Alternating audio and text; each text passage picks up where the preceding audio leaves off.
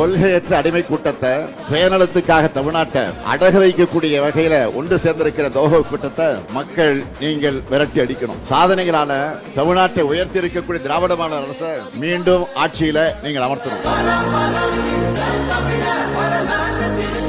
திராவிட மாடலோட திட்டங்கள் என்பது வரலாற்றில் நிக்கிற திட்டங்கள் மட்டும் இல்ல, புது வரலாற்றை படைக்கக்கூடிய திட்டங்கள். வெறும் புள்ளி விவரங்கள் இல்ல, கோடிக்கணக்கான தமிழ் மக்களுடைய புன்னகையால எழுதப்பட்டிருக்கக்கூடிய சாதனை சரித்திரம் தான் திராவிட மாடல்.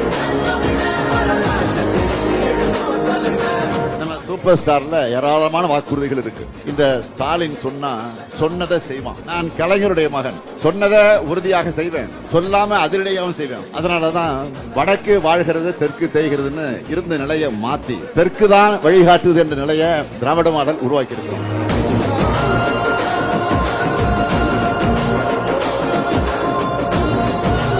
மீண்டும் நம்முடைய முதலமைச்சர் அவர்களுடைய திராவிட மாடல் ஆட்சி விரைவிலே தமிழ்நாட்டிலே உருவாக இருக்கிறது.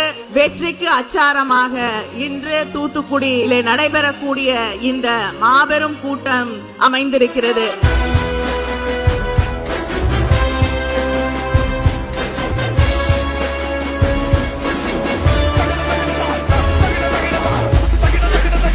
இப்ப பழனிசாமி என்ன கையாளுறாருன்னா, என் மேலையும் என் மேடையில் இருக்கிற தங்கை கனிமொழி மேலும் தனி நபர் தாக்குதலை நடத்திக்கிட்டு இருக்கார் பழனிசாமி. முதலமைச்சராக இருந்தவர் பேசுற மாதிரியா பேசுறார். சாமானிய மக்கள் கூட முகசுளிக்கிறாங்க.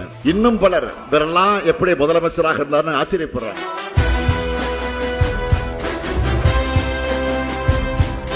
பாஜக கூட இருக்கு வர வெறும் தலையாட்டி பொம்மையா ரப்பர் ஸ்டம்பா தான் நீங்க இருக்க முடியும். காலில் விழுந்தோமா, காலை வாரி விட்டோமா, அடுத்த காலை நோக்கி போவோமா, இவ்வளவுதான் பழனிசாமியுடைய வாழ்க்கை சுருக்கம். அவருடைய மொத்த அரசியல் வாழ்க்கையுமே இந்த மூன்றில் அடங்கிடும். அமைய இருக்கக்கூடிய திராவிட மாடல் 2.0 ஆட்சியில எங்க சாதனைகளை நாங்களே முறியடிக்கக்கூடிய வகையில ஆட்சியை வழங்குவோம். நாடு வளம் பெற, நல்லாட்சி தொடர ஆதரிப்பு மதச்சார்பற்ற முற்போக்கு கூட்டணிகளை என்று கேட்டு வெல்வோம் ஒன்றாக.